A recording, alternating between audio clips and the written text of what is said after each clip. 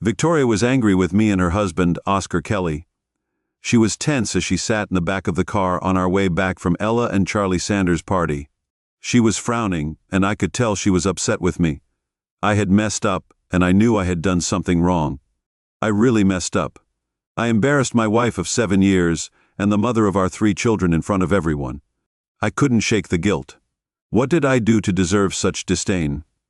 Well, the Sanders know how to throw a lively gathering in Victoria on a whim. They wanted to join in, but I wasn't keen on the idea. We'd never attended one of their parties before. Victoria had managed to get an invite through a distant connection. What she didn't mention was that this particular soar was pretty unconventional. It would have been helpful to have some notice, as the party had a pretty unusual tradition. All the wives were expected to put their house keys in a bowl, and the husbands would blindly select one key each. The chosen couple would then retreat to the master suite for the evening. As the party wore on, I realized that some of the activities were a bit too much for me. I was really annoyed with Victoria. I grabbed her arm and led her into the kitchen. I was getting really frustrated. Did you have any idea that this was going to happen? That's how the night would end. I demanded she meet my gaze with a smile. Oh, I knew, she'd admitted. And you didn't think to tell me beforehand? Nope, because I knew you'd refuse unless you were forced. She retorted, I most certainly would refuse. I'd always have a choice. I insisted, my resolve unwavering. We can't just leave now. It wouldn't be polite. You'll embarrass me. Besides, it's just for one night. It'll inject some excitement into our marriage. She peed. I can do without that kind of excitement. Let's leave, I countered. I need this, Oscar. I need it just for one night. I want to be more than just a wife and mother. It's only one night, and it won't happen again. Plus, I've already put our key in the bowl, so we can't back out now. She reasoned desperately, No way, it's not too late. I said firmly, It is too late. I grabbed her arm and led her back into the living room. A crowd had gathered around the bowl of keys, ready to pick their partners for the night, despite her resistance. I let go of her arm and went over to the bowl. This aspect of the party was conveniently left out of the invitation. I said loudly, I refuse to share my wife with any of you. I looked through the keys until I found ours, which was identified by its red plastic cover, and held it up for all to see. I wasn't told about this arrangement beforehand. I didn't condemn cheating, and my marriage vows mean everything to me. Some people grumbled discontentedly and shot me dirty looks, but I ignored them and turned to my wife, who was seething beside me. I gave her an ultimatum, Victoria. You have a decision to make right now. Come with me, forget this. It was a tough choice, stay and never come back, or leave and never come back.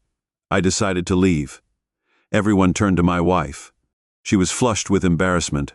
She hesitated before speaking up. She apologized for her husband's actions. She said she'd like to stay, but she thought it was best we leave. As we made our way out to the car, she announced that she was leaving, her tone tinged with anger and reluctance. She unleashed her frustration, saying, You're such a selfish jerk. How could you embarrass me like that in front of everyone? We never get invited back there again.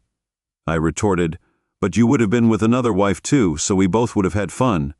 She argued, I don't want to be with another woman. Victoria, I've been married to you for 7 years, and I've never wanted to be with anyone else. I've always been a good wife, so I don't understand why you're saying this now. Victoria, I can't believe what I'm hearing. This must mean a lot to you. I've been anticipating this for weeks. I've been waiting for my chance to be more than just a wife and mother. I want to have an adventure.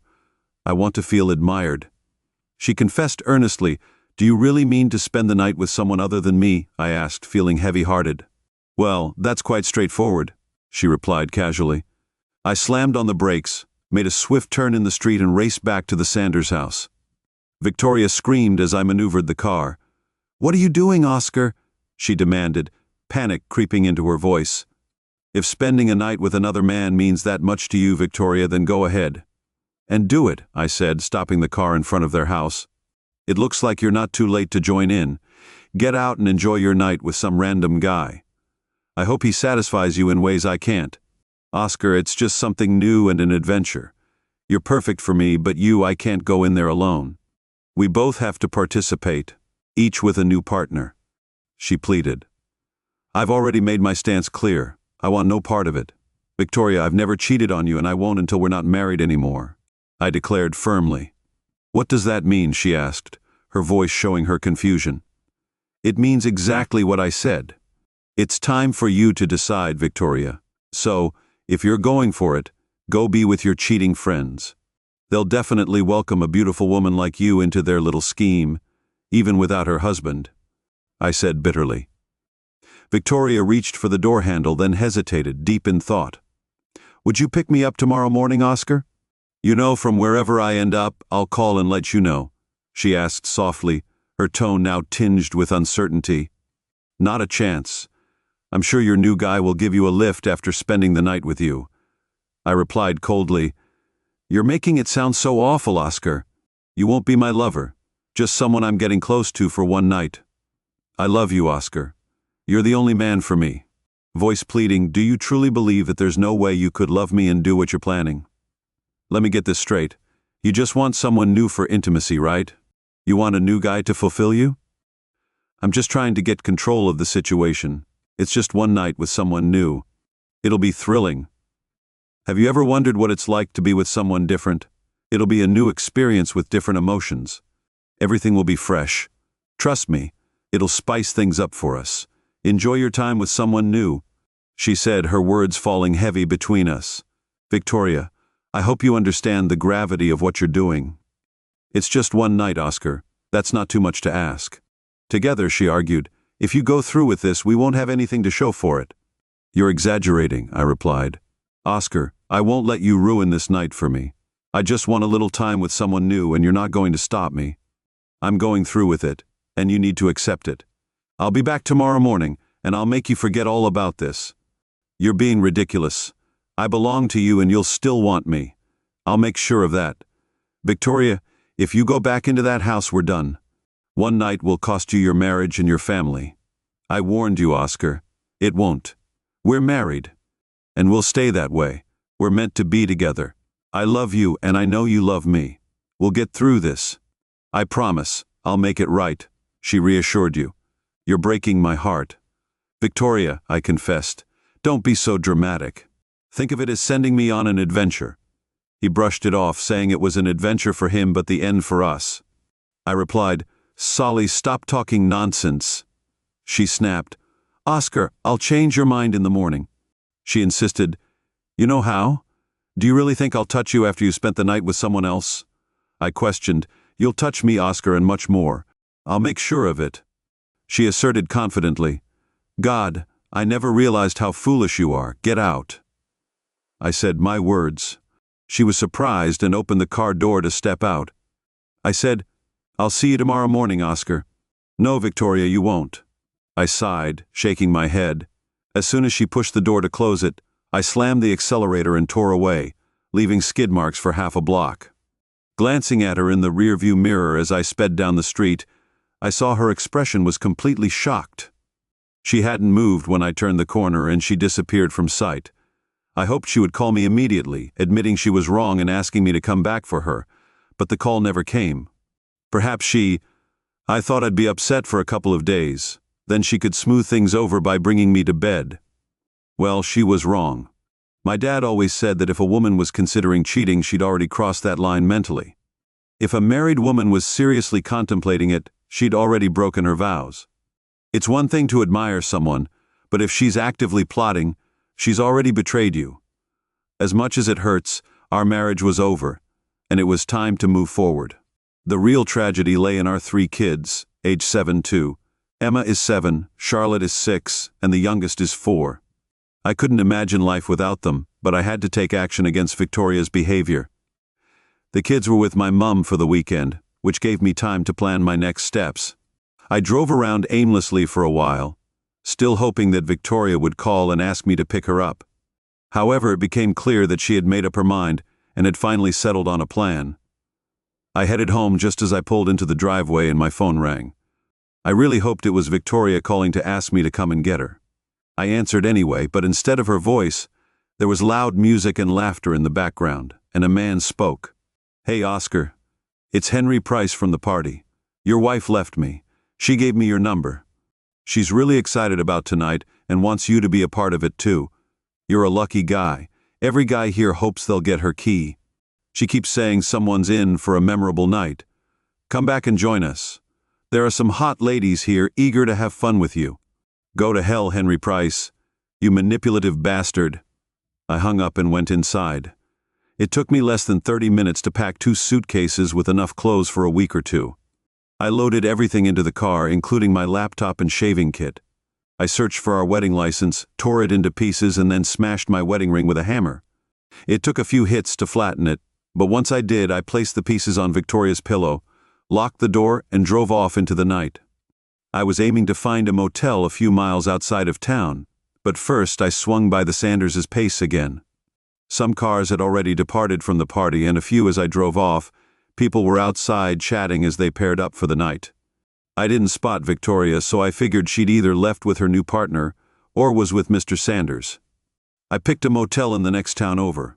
It wasn't fancy, but it had back parking, which would keep my car out of sight if anyone happened to be looking for it. Once I'd secured the car, I bought a 6-pack of Camels from the convenience store next door and decided to watch some TV. The first 2 beers helped calm me down as I opened the third. My phone rang. It was Victoria, but I knew she wasn't calling to ask me to pick her up, so I let it go to voicemail. Oscar, you're being dramatic about this. Her voice said, Henry Price told me what you said to him. It's up to you when I get home tomorrow. Oh, and since you took our house key out of the bowl, they made a new one for me. The guy who got it is named Lucas, and he seems nice. He's married with kids like us. Since you're at our house, I went home with him, his wife, and her partner for the night. They're in a different part of the house, far enough away that we won't hear each other when things get heated. You know how loud I can be. They chatted together, giggling. Listen, I know you're upset, but I promise I won't let him do anything. I told Lucas we should keep it simple. Maybe just some regular stuff. I was really upset. I never realized I was married to such a foolish woman. Victoria had always been a bit clueless, but that was part of her charm. Now her cluelessness was glaringly apparent, and it had cost her our marriage, and perhaps even her kids. There was no way I could fathom taking her back after she let some guy have her and flaunted it in my face. I was certain everyone at the party had a good laugh at my expense. Anger hurt. I was flooded with embarrassment, yet my wife seemed completely indifferent. I knew I should have ignored her message, but I just couldn't bring myself to do it. I called her back and she picked up after the 3rd ring. Hey honey, Lucas and I just got comfortable in bed, so I can't talk long. Because the consequences will be worse than you can imagine, Victoria. I want you to understand this. If Lucas touches you again, our marriage is over. Do you understand me? I never thought I'd say it, but I hate you more right now than I ever loved you. I can't wait to be done with you completely. My lawyer will contact you next week with that. I H up within 30 seconds. She called again. I let it go to voicemail once more. Oscar, she sounded on the verge of tears.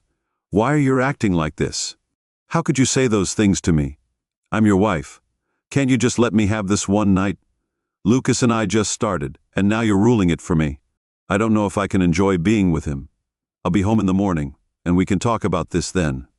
I'd come home now, but I promised Lucas I'd stay with him tonight. Please understand, I have to do this. He got my key, and I promised him I'd stay with him.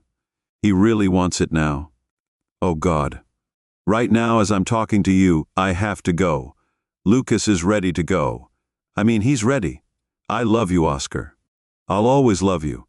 Please don't say our marriage is over when I do this with him. I can't help it, honey.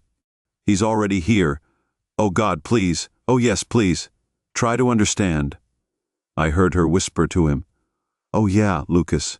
This is my night. See you in the morning, darling. Unable to resist. I called her back again, but this time it ran several times before going through. I left a voicemail for Lucas, but it went to voicemail. It's clear that he's with my wife, so I left a message from your last voicemail. I can tell you're enjoying it. You can spend the night with him experiencing all the new sensations he's giving you, Victoria. You've shattered my heart. I'll never forgive you. It's great that you could keep your promise to Lucas, even though you just met him. You couldn't keep your marriage together. Rise to me, who's loved you and stayed. I've been faithful for over 7 years, but I don't even recognize you anymore. You won't see me in the morning, and you might never see me again. But you'll receive divorce papers next week, and I'll be charging you with adultery. Now that Lucas is doing what only I should be allowed to do, you're officially a cheater. You can cheat with any man you want from now on, but in case you care, you lost me forever. I'll definitely keep that promise." Victoria didn't return. I know how absorbed she gets during intimacy. She enters a world where nothing else matters except her and the man she's with. They were completely focused on each other by now. I'm not sure if she got my last message, but it doesn't matter. The damage is done and our marriage is finished. There's no way I'll ever take her back after she disrespected and humiliated me like that, making a mockery of our marriage. I finished the rest of the six-pack was loud. That's how she was with me. I'm sure she's the same with Lucas. Anyway, the beer helped, and I eventually fell asleep, tears still streaming down my face. I woke up about 5 hours later, and reality hit me hard. My wife had taken a lover, and now I needed to figure out how to protect myself. My kids need to get her out of my life and make everyone at that party as miserable as possible. We live in Williams, Mississippi, which is a picturesque town. Since Mississippi allows divorce on grounds of adultery, I could potentially avoid paying lemony and even secure custody of my children. I urgently needed a top-notch lawyer. I called a lawyer at 7. After taking a shower and changing clothes, I called my mother to give her an update on the situation. She was just as surprised as I was. She had the kids for the weekend and assured me she wouldn't discuss anything with them. I told her I'd pick them up with a plan in mind. I figured Victoria would probably get custody, at least for now. It's hard to admit, but she's been a good mother and wife until last night. After ending the call with my mom, I went to a nearby diner for breakfast. I parked and made my way to the entrance. My phone rang. It was Victoria. I thought about answering, but I let it go to voicemail. She didn't leave a message. She kept calling until she finally left a voicemail, crying, "Oscar, answer the phone, talk to me. What do you mean he may never see me again? And what's all this talk about divorce papers? You can't leave me. Oscar, we have 3 precious kids who need us both. Why did you tear up our marriage license and smash your wedding ring? I gave you that ring on our wedding day. You promised to wear it forever. It was a symbol of our eternal love. I knew you'd be a bit upset with me, but I never expected you to go this far over Oscar. I love you deeply, but I really needed that special night with Lucas. It meant a lot to me. He made me feel alive."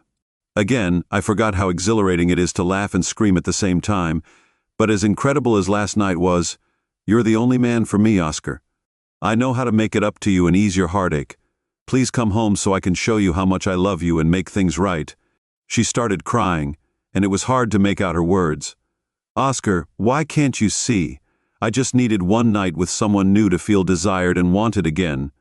It felt amazing to know another man desired me and found me beautiful enough to want me. Please, Oscar, try to understand. It was just a moment, nothing more. Please talk to me. I love you and our kids mean everything to me. Her voice grew weaker. It was just an act. Oh God, we just had intimacy, that's all. She continued sobbing until the message ended. Standing outside the diner, I was completely stunned. Have Victoria been harboring these feelings throughout our entire marriage? And now, in her Victoria is still as beautiful as ever.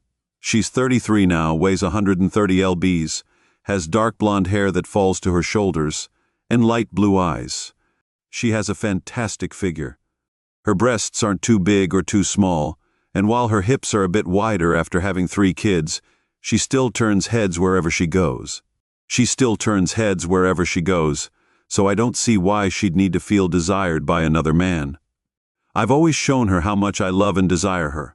I surprise her with flowers, take her out on dates at least once a week, and tell her every day how beautiful she is and how much I loved her, or so I thought.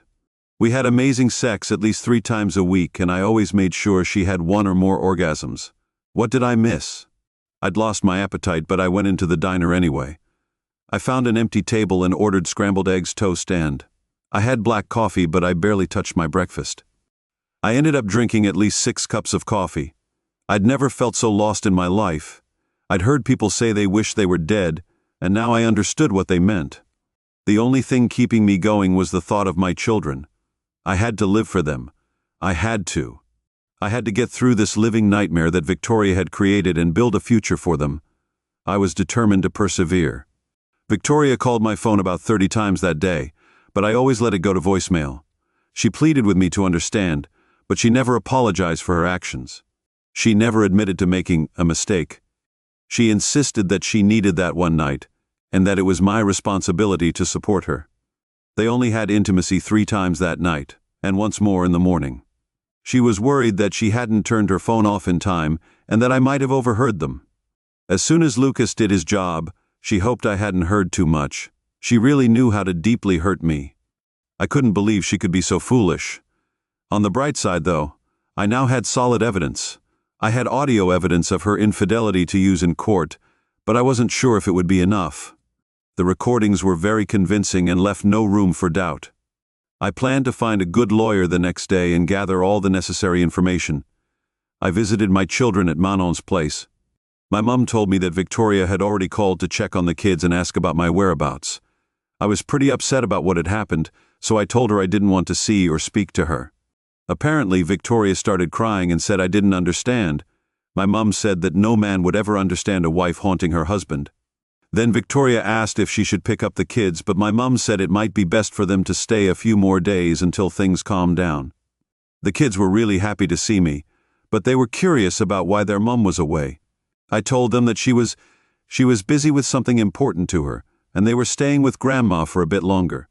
We played games and had dinner together before I left and kissed them goodbye. I was going to have a busy day tomorrow before calling it a night, but I had one more thing to do. I quickly drove by my house. I knew what was lost was gone forever. Seeing only the kitchen light on downstairs made me think Victoria was alone, at least for tonight. Then it hit me. I still had feelings for her. No, I wouldn't take her back after what she did. I couldn't stop thinking about what she'd done. It hurt to imagine her with another man. I tried to resist the urge to spy on her, but I gave in. I parked a block away and walked back to peek through the kitchen window. She was sitting at the table with an empty bottle of Grey Goose beside her. Her hair was messy. Her face was covered in mascara, and she was wearing a robe, resting her head on the table with her eyes closed. It was clear she'd been crying, surrounded by a pile of tissues. I felt sorry for her for a moment, but then I remembered her betrayal, and my sympathy vanished. I wanted to lash out, but instead I walked. I went back to my car and drove off. I felt a little satisfied, as if she was starting to realize what she'd done. If she wanted pity, she could call her lover, Lucas. One day came and went early. I had a busy day at the diner. I had eggs, toast, and coffee, and I finished everything. After that, I called my mom and talked to each of my kids, reassuring them of my love and promising to see them soon. Then I contacted work and told my former and executive assistant that I'd be handling personal matters for the next couple of days. I let her know she could call or text me if she needed to. If something urgent came up, she sensed something was wrong, but I didn't elaborate, promising to explain later. Back during my final year of studies, I shared an apartment with 2 good friends, Noah and Liam. We formed a strong bond, and though we don't see each other often, we've stayed connected over the years. My major was in computer science, not business administration, and Lam pursued a career in law. I called Noah first and asked if both of them could meet me for drinks around 5. I needed their advice on a serious matter, and Noah agreed to reach out to Liam. We arranged to meet at the I Got to the Bar by the beach early in the evening. Liam arrived shortly after 6, followed by Noah about 15 minutes later. We greeted each other warmly and found a table on the patio. We ordered drinks and raised a toast. "Oscar, I need to know what's going on. Victoria cheated on me and I made sure I knew about it." I then proceeded to tell them the whole story. It was pretty rough. "No, I can't even wrap my head around her doing something like that." Lime chimed in, "Same here. But she went ahead, no shame or regret, and she still thinks I'm overreacting. Can you believe that? So what's your plan, Liam? I want to divorce and I want to teach Lucas a lesson, whoever he is, along with the other jerks at the party. But more than anything, I want to fight for custody of my kids. Getting custody might not be simple, Oscar. If she's bringing random guys home and having them hang out with the kids, then you might have a case. Otherwise, if she's generally a good mom, she'll likely get custody and you'll be on the hook for child support. I can handle that as long as I can still spend time with them whenever I want." I replied, "That's feasible. LME nodded. The courts usually prefer both parents involved in raising the kids if they're both fit parents. I've got all of that, and when you add it up it's probably around 600 or 700 grand, maybe a bit more. The court will likely split that evenly, give her a share in the house and custody. But if you can prove she cheated, which seems like you've got a good case, you might not. You'll have to pay alimony. Lee explained, "Do you know a really good divorce lawyer? Actually, one of the partners at my firm is one of the top family law attorneys in Mississippi. Her name is Nancy Bennett. Would you like me to set up a meeting for you?" "Absolutely. The sooner the better. In the meantime, I was told I'd look into protecting some of your finances. Send me all the details on every dollar you've got and I'll get started." We raised our glasses once more and had a couple more drinks before saying goodnight. I felt a sense of relief wash over me. As I drove back to my motel, my mind buzzing with the tasks ahead, my phone rang. It was Victoria. After a moment's hesitation, I pulled over to answer. "What's up, Victoria?" I asked, getting straight to the point. I could hear the tears in her voice. "Unfortunately for you, your little escapade with Lucas makes it impossible for me to ever come back home again." I replied firmly and she burst into tears. "Don't say that, Oscar, don't you dare. I think you're being a bit hasty. Adultery is definitely grounds for divorce in Mississippi. Why do you keep coming to me? You need to think about this. It was just one night with someone new. It was just a fling," she pleaded. "When a married woman sleeps with someone new, whether it's for a night or a second, it's adultery. I warned you. You know, the moment Lucas got with you, and I meant every word." "Oh God, please, Oscar. You can't do this to me, Victoria. What happened to you? Are you on pills? Did you have a mental breakdown, or are you just unbelievably foolish? It seems like you were so fixated on the idea of being with another man that you didn't care about our kids, or what I wanted. You just had to do it. Well, you did, and now you have to face the consequences. I believe we have built a truly happy life together with a nice home, 3 wonderful kids, and a loving relationship. But you shattered it all by sleeping with a stranger and fating it in my. Look, you're happy, Oscar. We had a happy life. I just wanted to try something new for a night, to experience something different without causing any harm. That's all. I didn't mean any harm. You don't understand the damage you've done in just one night. You're being selfish. You've completely destroyed our family, leaving our lives in tatters. First and foremost, Victoria, you've broken my heart by disregarding my feelings.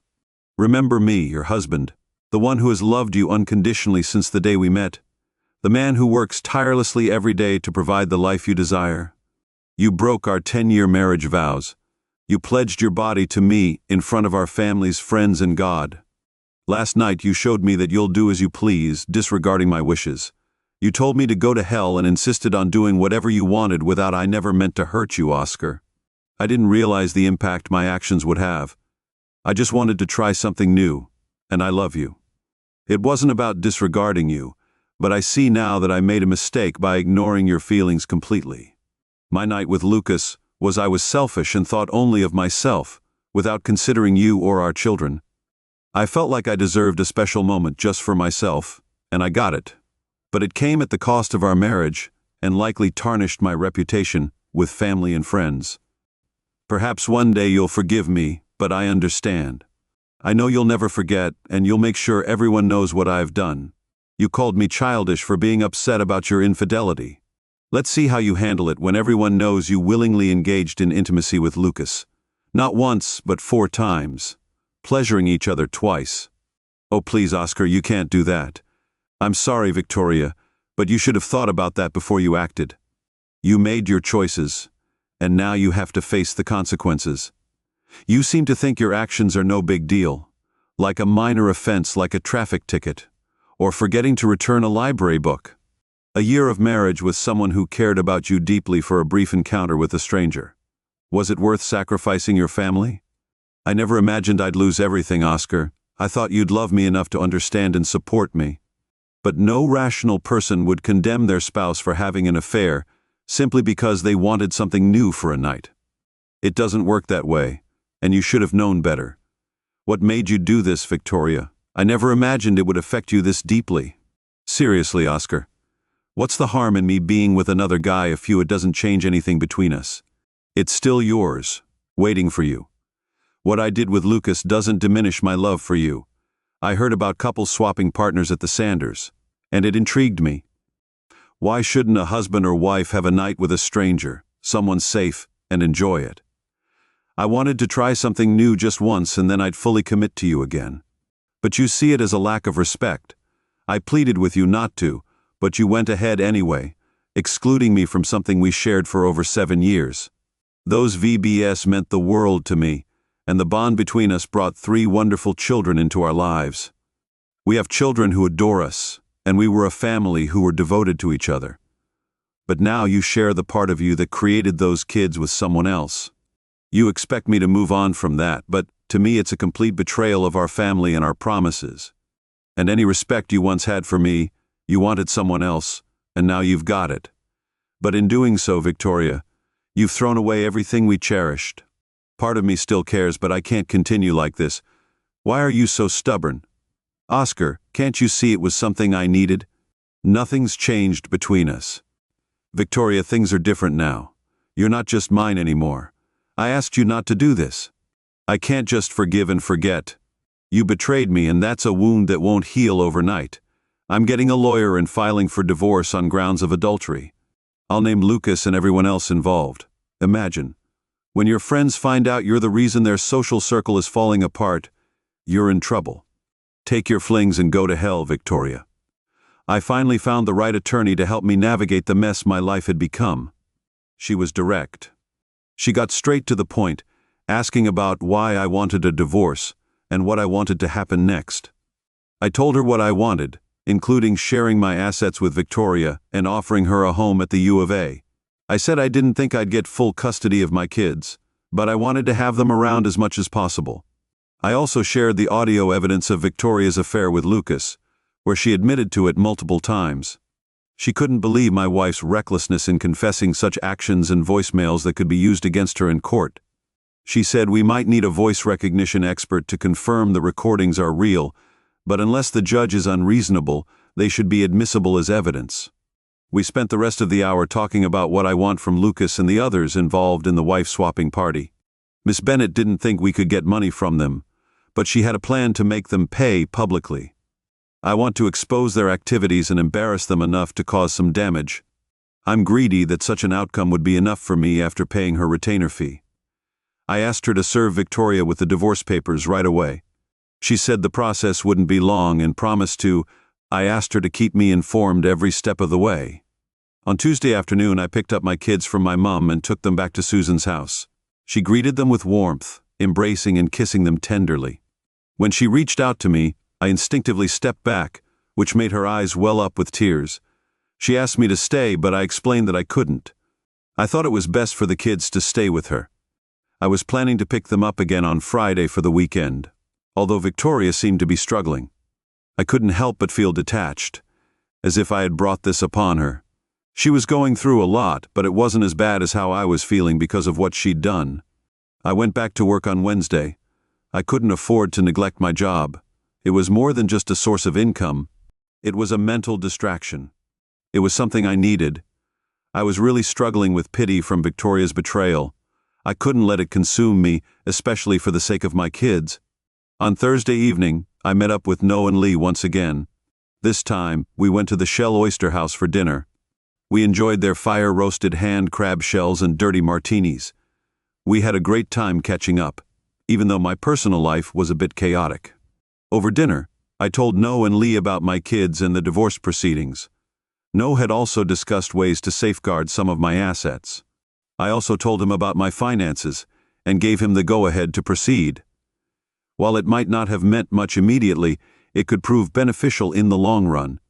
Together, we came up with a simple plan to cause trouble for the wife's SWAT club without risking legal issues. Liam mentioned having a friend who worked as a reporter for the local newspaper. He suggested that if I gave him the Sanders address and the meeting times of the white swapping group, he could uncover their identities. He also had another idea, to write an editorial hinting at the prevalence of wife swapping in Williamsville. He wanted to subtly implicate certain business owners without explicitly naming them. Additionally, he suggested obtaining photos of couples entering and leaving the meetings to generate enough controversy to disrupt the group's activities. Now that Liam was on board to kickstart the investigation, we said our farewells and planned to reconvene soon. We had a great time shopping for new clothes, watching Disney movies, and spending the whole day at the beach. Their happiness was my top priority, and I made a promise to always be there for them, no matter what. On Monday morning, I got a call from Lion, who said that his friend at the newspaper was working on the story idea and was planning ways to capture photos of the coups entering and leaving the Sanders house, even if their identities were obscured. If we could get the story out there, it would make the headlines by the end of the week. I was cautiously optimistic, but Victoria was still calling me, asking me to come home and promising to make things right. She never apologized or admitted she was wrong on Wednesday. My lawyer told me that Victoria was going to be served with divorce papers. On Friday morning, we also received papers that explained how to protect some of my assets by putting them under my kids' names. Then Liam called to say that his contact had found out that the couple was planning to meet at the Sanders house on Friday night. He was going to watch the area from an unobtrusive van across the street, taking photos and possibly interviewing me for an upcoming article. With each new development, I felt a sense of relief. When Frey finally arrived, I was expecting Victoria to react badly to the divorce papers. As I thought she would, my lawyer confirmed she had received them shortly after. Later, my phone buzzed again, showing Victoria's name on the caller ID. I was curious about her intentions, but I debated letting it go to voicemail. In the end, I decided to answer. I greeted her, bracing for whatever followed. "What on earth did you do, Oscar?" Victoria's tone was anything but friendly. I filed. "I told you I'd do it, and I did." I replied, sticking to my guns, "but I said there wouldn't be a divorce, and you filed for adultery." "She spent one night with another man." "That's adultery, Victoria. In Mississippi, that's what it is. And Lucas definitely had that with you." I tried to explain, though tears were welling up in her eyes. "Why are you being so cruel, Oscar? I love you all. Lucas did was have intimacy with me a few times. It was just a fling," she pleaded. "My mistake, Victoria. I must have misunderstood that having intimacy outside of marriage isn't adultery." "How could I have got that wrong?" I asked, my voice betraying my frustration. "Let it go, Victoria. It's done. I warned you countless times and pleaded with you not to do it, but you did it anyway. Now you have to face the consequences, and soon enough you'll realize that your troubles aren't over yet. Goodbye, Victoria." I had a pretty miserable life, I thought. The toughest part was that I still had feelings for Victoria. Maybe I always would, but I couldn't trust her anymore. I couldn't stay married to someone who'd cheated. I knew I shouldn't go to the Sanders on Friday night, but I couldn't resist driving by once to see what was going on. I also wanted to check if Victoria's car was there, even though I doubted she'd attend the party this time. Her car wasn't there, but she could have gone with someone else. They usually only allow couples, but they made an exception for her once, so who's to say they wouldn't do it again? I spotted a van parked across the street. I saw the reporter across the street, so I wished him luck in exposing the results. They came through quickly the next afternoon. A friend called me to ask for some inside information, which I gladly provided. He mentioned that he took over 70 photos and recognized over a dozen prominent couples from the city. Oddly, they weren't the same couple seen leaving the residence 3 hours later. Liam had given him a photo of my wife, and he confirmed she wasn't among those entering or leaving the Vanderlink residence. He wanted me to describe what I saw and experienced when I was inside the home during one of the key parties. I did my best to explain. I was able to piece together what happened from my wife's description, and overhearing other couples' conversations about password parties. Even though I never witnessed the part where men picked a key and left with the woman it belonged to, I got a good idea of what happened. At the end of the call, he asked if he could hint that he knew of a marriage that ended because of the parties leaving kids to deal with their parents' divorce. I said he could mention it in her names as long as he didn't use her real names. The article came out in the Sunday edition of the paper, and it caused quite a stir. It was front-page news with a large photo of couples entering and leaving there. The article continued for 4 more pages with many additional photos, despite efforts to hide faces. It was easy to identify participants from their cars and clothes, as they were prominent members of Williamsville society. By Monday, The story was the talk of the town. Several ministers were interviewed about the decline in morality, and civic leaders condemned the situation. Lawsuits were filed, but nothing came of them. Some businesses lost customers, and many couples ended up in divorce court. I thought it was all amusing. It was a fitting payback for the pain I endured from losing my wife and family, even if people realized I was cheated on. I didn't care. I had my revenge, and that was all that mattered. Victoria tried to win me back for months, but I was firm in my decision. The divorce went through, and I got joint custody of our kids. We split the time with them when I have them for the month. Victoria gets them on weekends, and vice versa. It's not ideal, but we're managing. Since Victoria didn't contest anything in the divorce. I decided not to share the recordings of her confessing her affair with her family or friends. As for the couples involved in the key parties, some ended up divorcing and leaving town. I look forward to your comments on this story. All the best.